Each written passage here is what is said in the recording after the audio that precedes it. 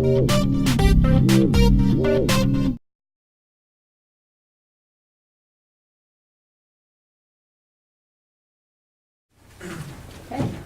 nice to see you. Nice to see you. Thanks for being You here. bet. First, apologize for being a couple minutes late, but I'm very happy to be here. Thanks to all of you for being here. So I want to thank Sharon Steckman and Amanda Ragan for being here. And that I tell you, the reason why I'm here is to set the record straight. You know, we've all been hearing a lot of what I consider distortions, distractions from the governor, saying that the state of Iowa may be in a deficit, or financially we're going over a cliff. That just ain't so. It just ain't so. Iowa is in good financial shape. Now, we'd all like it better. It can always be better. But, you know, the state of Iowa, you know, we close our books June 30th every year. June 30th. So, you know, the new one starts July 1st. And this year, you know, today's June 1. But on June 30th, when we slam the book shut, we're not going to have a deficit. We have a balanced budget. And not only do we have a balanced budget, we're going to have a $1 billion surplus. $600 million in our reserves, and an extra $400 million on top of that. You know, the whole state budget's $6 billion. We're going to have $1 billion in reserves. That's good. That's real good. And that's why all the rating agencies, the national rating agencies, say Iowa is AAA. You know, Moody's, you've all heard of Moody's. AAA, highest score you can get. Standard & Poor's, AAA. And there's one probably nobody's ever heard of called Fitch, out on Wall Street. They say we're AAA too. All three of them on Wall Street. They've looked at the books. They've looked at the economic situation here in Iowa. We're AAA, AAA, AAA. There's only 7 other states that can say that. That all the rating agencies say we're tops. You know, if we were a family, all this would mean is, yeah, our checkbook is flush. No bills outstanding. Savings account is full too. And if we ask for a credit score, you know, you're going to buy a car or something, we'd have an 800 credit score. We're in solid financial condition. And being AAA gives us a great reputation. And as a matter of fact, when I hear people say, you know, we're in a financial mess,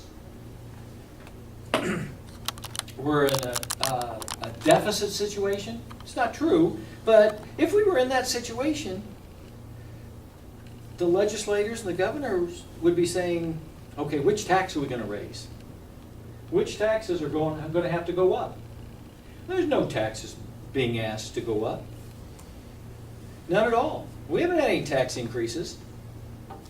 You know, a couple of years ago, you guys had to do some heavy lifting.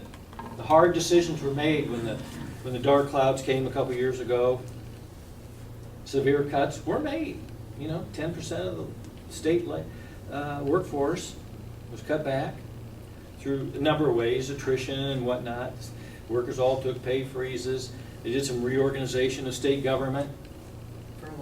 Furlough days. Yeah. All those things were hard. But they were where other states said, oh, we'll just kind of see how things work out. Iowa stepped up, addressed the problem. So today, when things have turned around here in Iowa, you got to admit, things have gotten better in Iowa. It's not perfect where we want to be, but you know, if you've talked to farmers lately, farmland out there, $8,000 to $10,000 an acre now. Corn, $7.50 a bushel. Soybeans, $13.50 a bushel. That's great. But part of that reason is the legislators and the governor pushed ethanol and biodiesel and helped develop a market for this.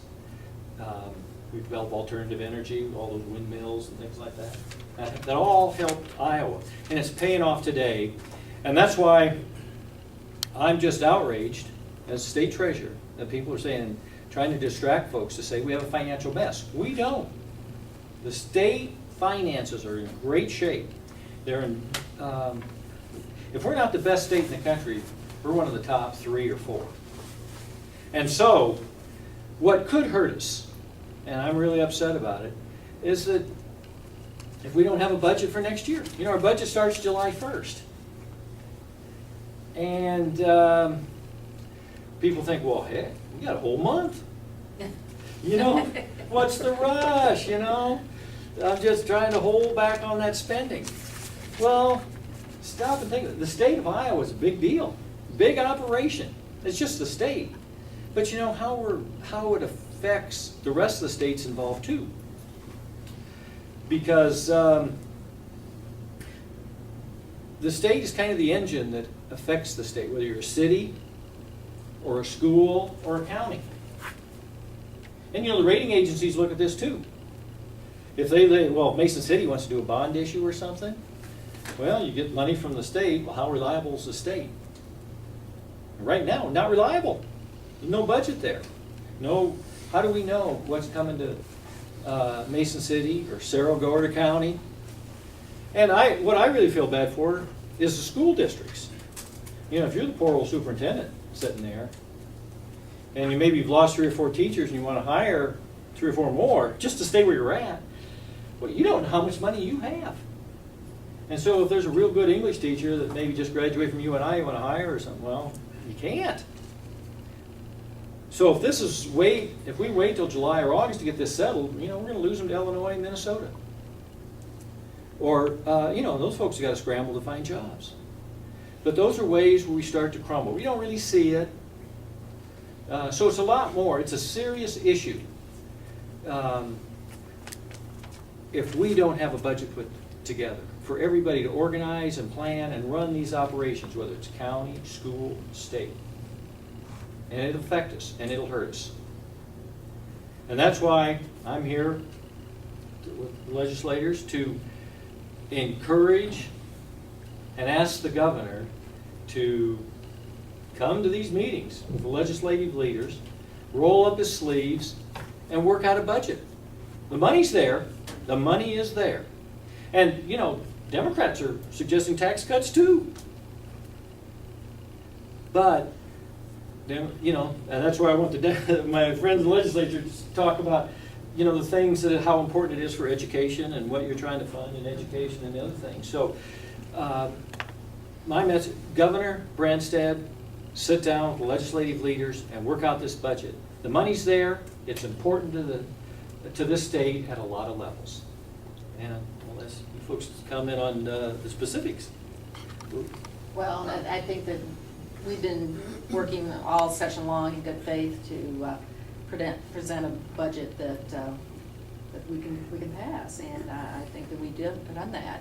And I serve in the Human Services budget and serve on the Appropriations Committee, and we're proud of the responsible attitude that we took in going through the process. And if we don't take care of our most vulnerable and the education system as well, we're going to have some issues down the road. A lot of people have made those cuts in the past, and they're pretty lean budgets out there in most cases. We look at the DNR where they've laid off 100 people. This is hard time of year when people are going out and spending time there, and we're very concerned about that and the upkeep on those facilities as well. We have Clear Lake and other parks in this area that are great resources and bring people to this area. And with the price of gas, a lot of people aren't going to do their traveling locally, and we're concerned about making sure those budgets are passed so we can move forward. There's no plan, or we're not aware of any plan, that if that doesn't work out, what's going to happen. So, well, it'll affect everyone. I mean, as educators, just writing the IPERS checks, you know, if we have government shutdown, what happens to those things? What happens to, you know, as you mentioned, DNR. My dad was here visiting from Arizona, and we stopped in Clear Lake during the week at a rest area, and there's a sign up, due to budget cuts, rest areas are only open on Saturday and Sunday. And we found that in a couple of places. So, you know, we want Iowa to be a good place for people to come and to visit and to spend time in our parks, and then education is huge. I mean, We have never, ever in the history of the state of Iowa passed a 0% funding for education, ever. And this is, we're hearing talk of 2 years of this. Well, this year is bad enough. I know a lot of districts are cut. I mean, they've cut their music programs. We cut French at Mason City High. We cut that out last year. And so, and then you're talking another year of 0%, that the cuts will be even worse. So I don't think that's good for our state, especially when we have a surplus. And that's what, you know, when I knocked doors this last summer, someone would say, what about the terrible mess we're in? I'm like, we're not in a mess. We've done some responsible things and cut areas where we needed to cut as much as we could, and came out on top of it, I think. It's paying off. And it's not Democrat numbers. This is a legislative, nonpartisan legislative fiscal bureau's numbers. We looked at the numbers for management. So it's not a partisan issue. These are the numbers. The money is there. And it's important. You know, we have a long history in Iowa, 150 years for our state. There's a reason the legislature meets for 100, 110 days start of the year, so they can have the business taken care of by April. Sometimes it stretches into May, but then you have a month and a half for the planners and the people that implement all these things from schools to whatnot to operate. I don't ever remember a time we looking at July, where it's June now, looking at July 1st, no budget. You know, unprecedented territory. What happens July 1 when there's no budget? Now, I don't think anybody's going to open the prison doors and let people go, but we're all on new territory, and we're not operating the way Iowans expect our leaders to act. And that Democrats aren't saying we have to have everything. We're saying, Governor, come to the table. He didn't even come to the table and talking, it's staffers. Come to the table, roll up your sleeves, talk with our legislative leaders. Let's put a budget together and move forward. How insistent is the governor on the 2-year budget? Seems to be absolute, everything seems to be absolutely 100% has to have it. And you know what, until what, 1979, we had 2-year budgets. Then they changed to 1-year budgets, and it shouldn't, and that's more of a power struggle between who wants to have more power, the legislators or the governor. And Well, I was gonna say, also, we Move looked at funds. how the change happened, and we had the 10% across the board cut that the governor had to do previously. And that came by, you know, the fact you can't forecast that far out, that when you've got 2-year budgets, that would make it even worse. So, Pretty hard to predict. that's right. trying to It predict a is lot of the difficult. things that are gonna change. I mean, we got hit by a national recession, that was, you know. Yeah, and the nobody floods- saw it. Nobody the saw it floods coming. came, I mean, these are things you can't, you know, plan that Mhm. ahead, so, Pardon me? I just had a question. Sure. The thing I'm trying to figure out is the one side says we're in a financial mess. You say that there's $1 billion surplus. Yes. Okay. What are you counting that they're not?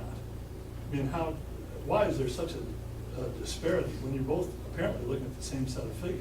Well, and that's why I say, don't believe Democrat Mike Fitzgerald, state treasurer.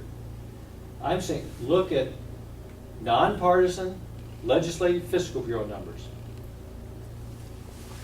They're the ones that look at what's come in and the expenses. They're the ones that are saying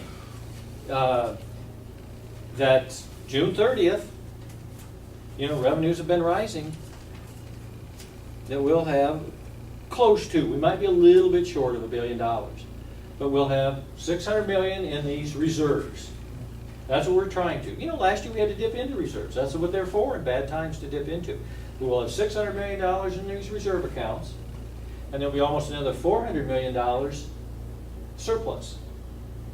And I think I think the other side would agree to that. But where I think the problem comes from, and legislators maybe a little better to answer this than me, but because you're getting more into the politics of it. The Republican legislators want to take all that money and give huge tax cuts, property tax cuts for the Walmarts and the principals and the biggest businesses that we have, give corporate income taxes, and give, the House, I believe, has already passed 20% income tax. So you might The have to money help me can't- with that. well, the money There's can't been be over there $1 if billion they- of tax cuts Yeah. been thrown into this. Right, And right. Democrats are saying, okay, we can give you a little bit of a tax cut, but don't cut out the kindergartners and the pre-kindergartners and some of the other College, things. That right. Yeah. It's that- all about priorities, I think. About priority, where can we kind of meet in the middle? But if you fund kindergarten and you fund these other priorities that our leaders on the Democrat side want, that's less to give them the tax cuts. I mean, all of them. They're talking huge tax cuts. I think it's like $1.5 billion of tax cuts they're talking of. That's huge. But I guess I'm still don't quite understand how there's $1 billion, and you say that there's $1 billion in there Yeah. that they're not seeing. The other Correct. side apparently isn't seeing. Oh. What are they missing? I mean, what's, No, I think if you really ask them. They'll tell you, it's there. I think Yeah, that, yeah. in all fairness, they're telling you there, it's how they want to proceed okay. with Yeah. this, and I Well, think they've that's part of already- it. But, you know, one of the things you said, John, is, you know, we say this, they say that, whatever. And what I've heard from all the other legislators too, they'll say, we see this at our forums. People will say, just tell me the truth. We just wanna know the truth. So Exactly. that's why we're relying on the fiscal bureau. They do the maps for redistricting. I mean, they really It's their are job. nonpartisan. They write the legislation. That is their job. And so we're just giving you the facts.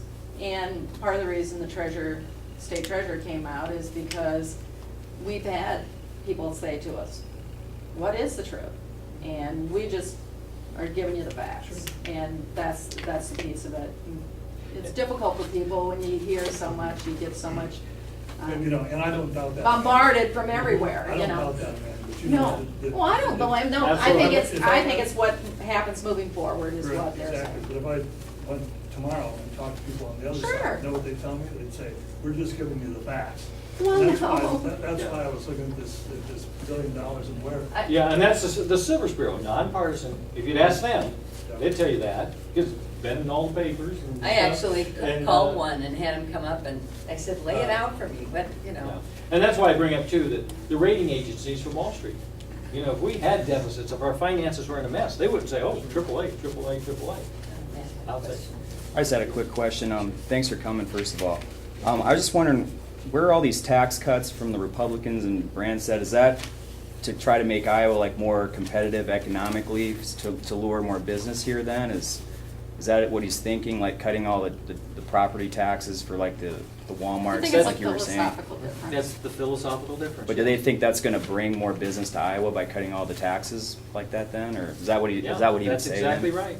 Okay. That's exactly right. And that's where the old argument, if you cut all the taxes and they don't have to pay anything, some way there'll be more business and jobs and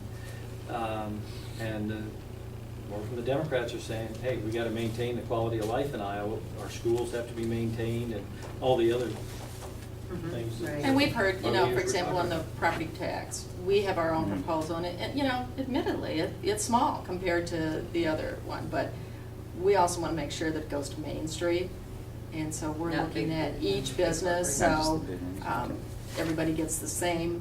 Right, but to get back to, Opportunity. you know, to both your question and your question, that's really what we're fighting about. Do you give all of it to tax cuts to the big business, or do you keep our schools and all these other functions going, the highway patrol out there, so. You've had a question. Mr. Fitzgerald, I read on the internet today a Globe Gazette story that said for the month of May 2011, revenues were very high. I can't quote all what it says. What's your comment on that? Our, getting back to, I believe it. Okay. And I haven't seen the numbers for May. Yesterday I've been traveling, today I'm traveling, and tomorrow I'm traveling. Because I want people to know, look at the fact, we're in good shape. I believe those revenues are rising. They've been rising for 18 months. All our economic indicators have been up. You know, in Iowa, you hear all these national stories, unemployment. National average is 9%. They said that it's up the highest since May of 2007. There you go. Yeah, it's coming. And it makes sense. Iowa's a big agricultural state. As I mentioned before, land. There's places, and I know, some lands went for $10,000 an acre. Corn, $7.50 a bushel. Soybeans at $13.50 a bushel. My dad, God bless his soul, farmed all his life. He wouldn't believe me if I could tell him, look what we're getting for these prices. And it's generating a lot of money. You look at John Deere. Their profits were up 56%. They're doing great. They're not building a plant in Iowa, they're building one in China, though. Building two in China. But their profits are way up, 56% up. And their stock, two and a half years ago, when the stock market crashed, their stock was down to $23 a share. Now it's in the 90s. But look at some other prices too. Principal, our big insurance company, great company, I love these companies. Principal in Iowa, their stock got down a couple years ago to $5 a share. Now it's 30, 35 in that range. Boy, don't you wish you could go back and buy a bunch of that. Winnebago's down to 3-something a share. And I haven't checked it for a while, but I think it's $11, $12 a share. They put on another shift. So it's those kind of numbers, real investments, that tell me revenues are coming in. And in Iowa, are we bringing business to this state? Our policies have it? Well, IBM came to Dubuque with 1,300 new jobs. GoDaddy come into Cedar Rapids. Microsoft is in West Des Moines. Google has come into Council Bluffs. These are major corporations with 200 or 300 jobs have come in. Iowa must be a pretty good place to come to. And it adds to the revenue. And I haven't seen what May has done, but I suspect it's going to be coming up. It just came out, I brought it along, but one of the things also is the governor's budget, original budget. The Senate Democrats and our budget is underneath his. So it isn't like we're a bunch of crazy, the original budget that he proposed, our budget was under his. And so now he is changed and has made some different choices, but we're not like, let's Spend it all. Yeah. So that's another note to. Our nonpartisan conservative revenue estimating committee that has a very good track record. And the Says- member from here on that committee. Yeah, they have a good, to project your Iowa's revenue for a year and a half in advance, that's hard to do, and they've had a pretty good record, within 1% or so. They're projecting like $6.4 billion in revenue, and you guys are working on a $5.9 billion budget. So it's not, we don't have the money to settle this argument. You had a question? I have three. Mhm. Where did the 400,000 surplus come to get us to 400 $1 million. billion? Huh? 400 million. Yeah, 400 million. Where'd that come from to get us to $1 billion? And then secondly, with the billion sitting here, I've heard the priorities you've touched on are preschool. I've heard K-12. I've heard community colleges. I've heard state patrol. I've heard DNR. And there was some discussion about mental health. All good priorities. How much of the billion would we need to be able to get to where we would have a balance or a budget that the Democrats could support? And then I forgot the third question. It Well, your was- first question is just what this gentleman was asking about. Why are the revenues coming in? It's just because our economy is doing. The farmers are making more money, so they're paying more income tax. John Deere's paying more income tax. Are you asking about the process because we put so much reserves in because we have? Well, the first question, where did the 400 surplus come from? And you're saying it's It's the revenues have grown faster Okay. than we projected. Okay. Yeah, that's why it's All coming. right, Our so how economy's much of the getting stronger. billion is needed to get to where the Democrats would be happy with the budget? Well, to get the 2% allowable growth that they want, that's how much? 64 million. Okay, so that covers K-12. What about the others? Well, I think that there's things that are in different budgets, so I think to put an exact amount on it at this point, right here would be different. I know there's $10 million difference in community college, but that doesn't mean that we wouldn't be willing to give some on other things as well. Is the spread 100 million, I'd say 200 we're million? close in there. Okay, so 10% of what we got sitting in reserves. It's not a lot. Well, Okay. we're And not then- people that and go then- out and do this political, standing up and bringing in the in the treasurer. I mean, it's enough that Well, that's we're pretty really important, though, Amanda. interested If we're in. talking about 90% of our reserves, that's one thing. If we're No, talking about no. 10% of our No. reserves, it's another. So We're not I'm wanting to trying spend a whole gauge lot. where we are. Right. And you know, you ask a good question, and that's what the Democrats are saying, you know, the money's there. Governor, come to the table and discuss it. Roll up your sleeves. I mean, the governor hasn't been in the meeting, says he's staying home from China, but he won't come to the meetings. He might as well go to China. Iowans deserve that, we deserve to be done. And I I don't mean, we were done in have a 79 problem. days But- last year. What we're trying to say is this is, we want to end it. We want to make sure that the public understands where we're at in the situation and to come to some conclusion. And we feel educating, that's part of our job as elected officials, is educating the public. And that's why we're doing this and trying to make sure that you understand that there are the resources there to meet our priorities. Well, the other disconnect. And no, we don't want to use the whole billion. Exactly. You're talking 10%. Well, it's somewhere So- around there. yeah. Okay, which is not unreasonable. The other disconnect, and this is kind of where John was going, was, you know, you guys mentioned $1.5 billion in tax cuts, but we've got $1 billion in reserves, so what's the time period over which $1.5 billion in cuts would be funded? Are we talking about just one budget cycle? Well, there's been a lot of things, you know, like the government, like the legislature, the House. Republicans passed, what was it, 10 or 20% income tax cut? 20. 20% income tax cut. But then a corporate tax cut too, for And then a took corporate it down to tax. 6%, which is, those are companies that make 25 million or more. Not Mason City, you know, small business, but big. Their rate would go down to 6%, which is what other, you know, businesses are. So, and that cost quite a bit of money too. Well, So it is at the local level, priorities. we're very concerned about significant corporate tax cuts. Exactly. Property tax. Exactly. So the cities, it's gonna If really strictly a hurt. shift, Mhm. we're gonna be jammed up big time.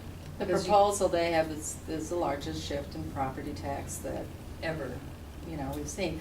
And ours is on the first $30,000, or 30,000 on appraisal, you know. Or And we would gradual, too. backfill that, which is all of us as well.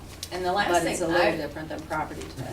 The last thing I want to see is for some of these people in Mason City that I knock their doors and they've been in that house forever, raised their kids in that house, they're retired, they're on a fixed income, and their property taxes have to go up because, you know, you're supposed to, because of this Oh. We don't have a corporate income tax too.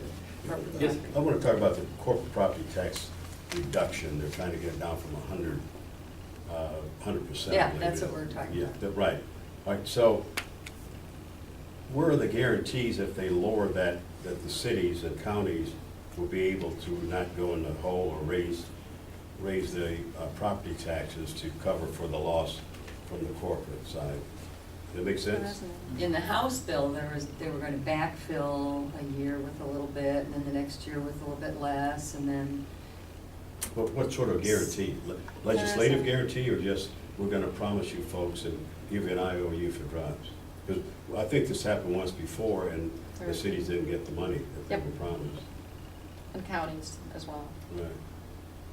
so that's a big concern, you know, that, I think that's, so, any other questions? I have a couple issues. Quality preschool programs, research indicates that for every dollar you put into it, you get $16 back. For graduation rates, less need for special education, less retention. But according to Branstad's plan, the Morton Register, preschool plan would cost more to manage, $896,000 more. And it would deny preschool programs to 4-year-olds $3,000. So Branstad is wrong about this, and people need to speak up. And according to the Globe Gazette the other day, you know, Branstad's on a barnstorming session. Well, did she tell people that he owns 6 properties worth $468,000? And according to this, Branstad personally would profit by lower taxes, 40% less. Does he tell people, does he tell Iowans that he personally is going to pocket it? And we know that the income tax was over $300,000. He's a rich man. And finally, you know, one of the reasons why we have gridlock or the Branstad doesn't show up, is because Branstad recruits few of the directors' positions. He personally appointed all but one of Iowa's 24 new directors, which means that he has a closed-minded approach. This is groupthink at the state level. Just like George W. Bush, it is groupthink, it is like-minded people, yes men, who led us into the war of Iraq. Now Branstad appoints people. And what does he do? Some of these people don't even have experience. Take for example, Ron Roberts. What directors are you talking about? I'm talking, He's well, on the directors of the department. the directors of departments. He personally appointed these people. They didn't go through a screening process to get the best people. He appointed these people. And therefore, you have yes men for their jobs. Now, Roberts eliminated 10 of the department's 38 nursing home inspectors, which means, according to hospice, they only get inspected once a year. I mean, once every 20 years. I was gonna say, Once every 20 years. In our admin and reg budget, the money for those 10 hospice people are, yeah. So, if we so, can get it so, so basically, compromised. so basically, we have a groupthink administration, another Republican administration, who basically wants to shift the property taxes from corporate to homeowners. He wants to deny preschoolers access to preschool programs, and he basically should be recalled. What's your question? My question is, What's your question? my question is, how do we recall Governor Terry Branstad? Yeah, unfortunately, we don't have that in Iowa, and I We think have a lot time of for people one more have. question. yeah. Yeah, I'll ask it. Okay. You've had there's been 31 days that the budget impasse has happened. You have 30 more days to go before so-called budget shutdown. Do you honestly think this is going to get settled in 30 days? All three of you would like to have answers on that. I have faith in the process. I think people are there for the, state of Iowa, and they want good things to happen. So, yeah, I think that's why we want to educate the people to understand what's going on and have them contact their legislators and the governor.